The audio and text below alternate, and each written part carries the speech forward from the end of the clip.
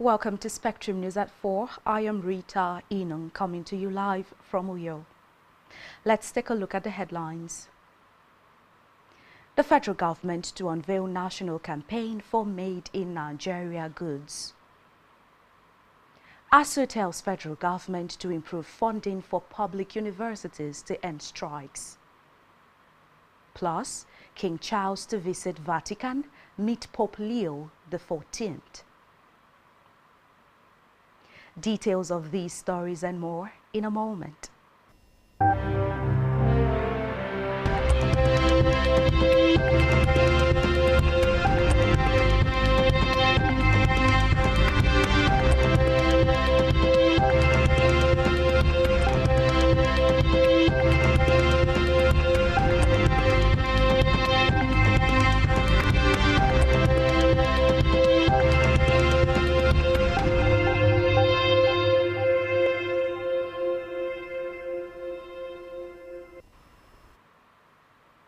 Good afternoon and many thanks for staying tuned. We begin the news this afternoon from the national scene where the federal government is set to launch a national campaign to promote Made in Nigeria goods and services under the Nigeria First policy as part of efforts to revitalize the manufacturing sector. President Bola Ahmed Tinubu made this known in Lagos at the 5th Adeola Odutola lecture by the Manufacturers Association of Nigeria, represented by the Minister of State for Industry, Trade and Investment, John Eno. Tinubu said the campaign aims to shift national demand towards Nigerian products that meet global quality standards, while also addressing the country's import dependency. He said his administration would continue to prioritize the growth of Nigeria's manufacturing sector through policies promoting production, consumption and export of Made in Nigeria goods. In the meantime, the Minister of State for Education, Professor Suwaiba Ahmed, has reaffirmed the federal government's commitment to advancing inclusive education and expanding learning opportunities for disadvantaged girls across Nigeria. She also called for the adoption of sign language in schools to bridge educational gaps and ensure that girls with disabilities are not left behind. Professor Ahmad noted that the decision reaffirms Nigeria's commitment to inclusive education, the rights of persons with disabilities, and the belief that every girl can thrive when given the right support and opportunities. She urged the training of more sign language interpreters, the introduction of sign language across teacher training curricula, and the equipping of classrooms with tools to support visual gestural communication. And from the Red Chambers, the Senate has stepped down the Electoral Act Repeal and Amendment Bill 2025 after an extensive debate on its general principles. The Red Chambers said it took the action to allow for wider consultation and deeper scrutiny of its provisions. The proposed legislation seeks to repeal the Electoral Act 2022 and reenact a new law aimed at delivering a stronger, more credible and inclusive electoral framework for Nigeria. It also proposes innovations such as digital registers of results, QR-coded voter identification cards, and stricter timelines for party primaries and result transmission. Leading the debate on the bill, the chairman of the Senate Committee on Independent National Electoral Commission, INEC, Simon Lalong, explained that the 2023 general election had tested Nigeria's democracy in very profound ways. Elsewhere, the INEC chairman, Professor Joash Amopiton, has said that he will carry out a general audit of the Independent National Electoral Commission, INEC, especially the logistics for conduct of the 2023 general elections, to unravel the challenges of the electoral management body and proffer suitable solutions in collaboration with relevant stakeholders. Amopiton disclosed this during his screening at the Committee of the Whole by the Senate. Quoting from a ruling of the Supreme Court, Amopiton said that the use of INEC's results viewing portal, IREF, is not a part of results coalition system of the Commission. He further said there is a need for an electoral offense commission to help investigate and prosecute electoral offenses. On judicial matters, the Federal High Court in Abuja has fixed a definite hearing for Monday on the case challenging the proposed People's Democratic Party (PDP) National Convention built for November 15th and 16th. Justice James Omotosho assured that the parties involved that he would do all within his powers to determine the suit before the end of the month. The judge spoke following a complaint by a lawyer to the PDP, Chris Uche, SAN, that the party was being held back by the status order earlier made by the court. Justice Omotosho restated its order for parties in the suit seeking to stop the November convention of the PDP to maintain the status quo. In another development, the Nigerian Police Force (NPF) and the Nigerian Bar Association Section and Public Interest Development Law (NBA) SPIDEL have agreed to review the tinted glass policy to make it align with public interest and national security objectives. The chairman of NBA plus SPIDEL, Professor Paul Andanaba, SAN, announced this while addressing reporters in Lagos on the activities lined up for the SPIDEL 2025 conference. The NBA leader said the decision followed weeks of engagement between both parties after concerns were raised by Nigerians over the harassment of motorists whose vehicle windows were not completely transparent. He said the association intervened after several reports of indiscriminate arrest and impoundment of vehicles by police officers enforcing the tinted glass permit directive. In education, the Academic Staff Union of Universities, Asuu, has called on the federal government to improve funding for public universities. It warned that sustainable investment in education remained the only path to ending strikes and raising the global ranking of Nigerian universities. The union made its position clear when it appeared before the Senate Committee on Tertiary Institutions and TED Fund at the National Assembly today.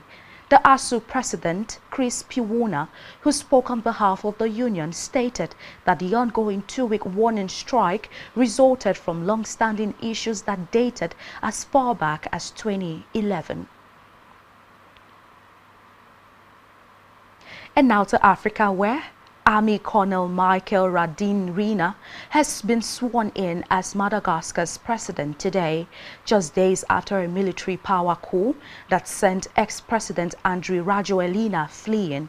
Radin-Rina, who led the Kaspat army unit that mutinied and joined anti-government protesters at the weekend, read out the presidential oath at the ceremony at the country's top court in the capital, Antananarivo. The ceremony, presided over by the head of Constitutional Court, was attended by military officers, politicians, representatives of the Gen Z youth-led protest movement, and several foreign delegations, including the United States, the European Union, Russia, and France. And still in Africa, dozens were injured today at the state funeral of Kenya's revered opposition leader, Raila Odinga, as crowds rushed to see his coffin. It came a day after at least 3 people come around 6 months after the royal couple met Leo's predecessor, Pope Francis, in a private visit shortly before his death. Recall that Pope Francis died on April 21st after 12 years as head of the world's Leo, 70, who has a history of missionary work in Peru and is first pope from the United States, was elected in a conclave of cardinals on May 8. According to a statement from the palace, during the visit next Wednesday and Thursday, Charles and Camilla will join Leo in celebrations to mark the current special Jubilee year held every 25 years. And still on the foreign scene, Israel's Prime Minister Benjamin Netanyahu has said that he is determined to secure the return of the dead hostages still in Gaza and that the country will continue to fight terrorism with full force. Netanyahu made the comment hours after Hamas returned the bodies of 2 more hostages, but said it was not able to assess the remaining 19.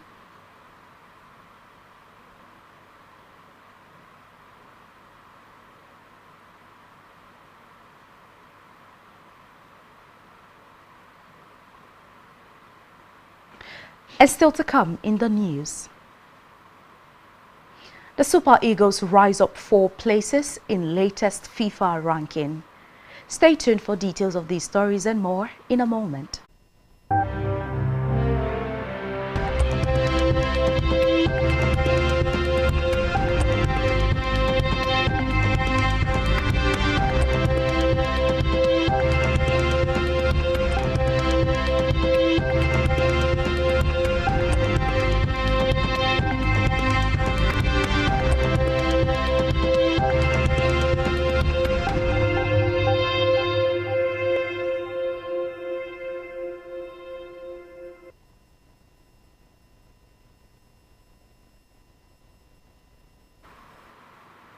Many thanks for staying tuned, and now we take you through the rest of the news stories.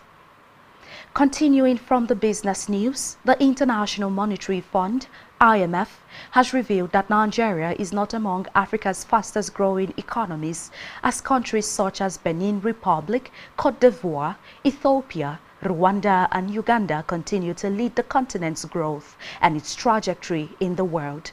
The IMF said the 5 countries are now among the world's fastest expanding economies, buoyed by sustained policy reforms, improved fiscal management and investments in infrastructure and manufacturing.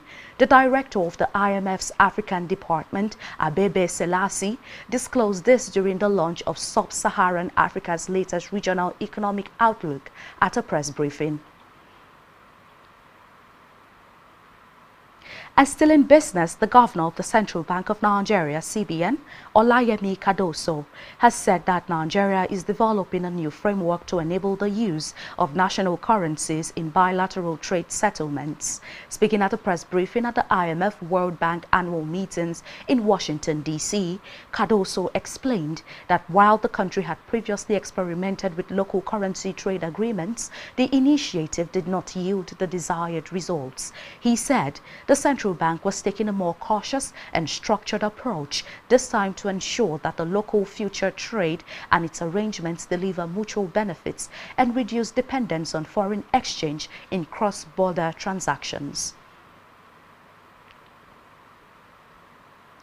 In health, the Nigerian Hydrological Services Agency, NISA, says its latest monitoring shows high water levels along parts of the River Niger and River Benue, with possibility of flooding in Kogi, Anambra and Delta states.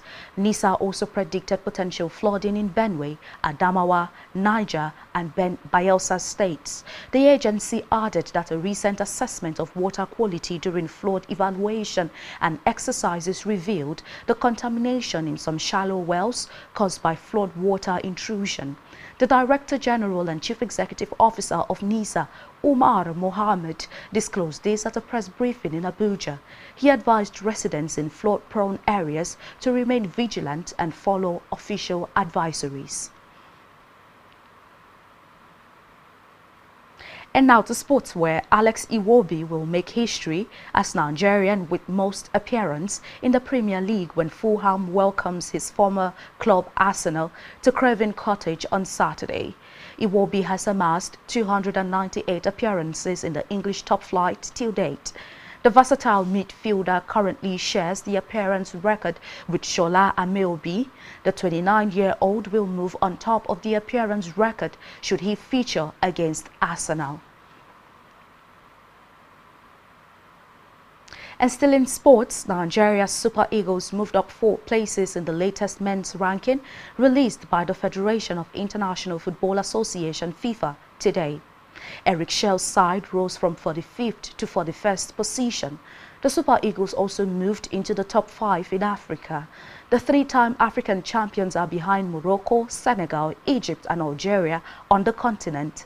The Super Eagles won their recent 2 fixture against Crocodiles of Lesotho and Squirrels of Benin Republic.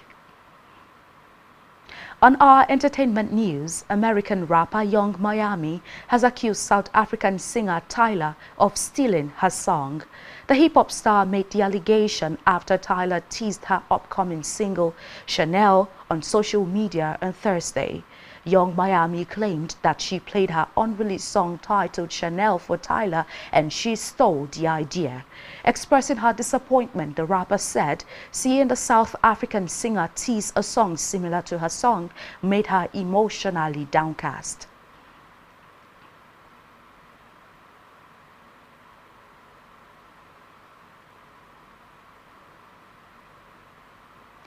And that's all we have for you on the news at this time. Do ensure to follow us on social media and subscribe to our YouTube channel, all of which you can find on our website, spectrumtvlive.ng.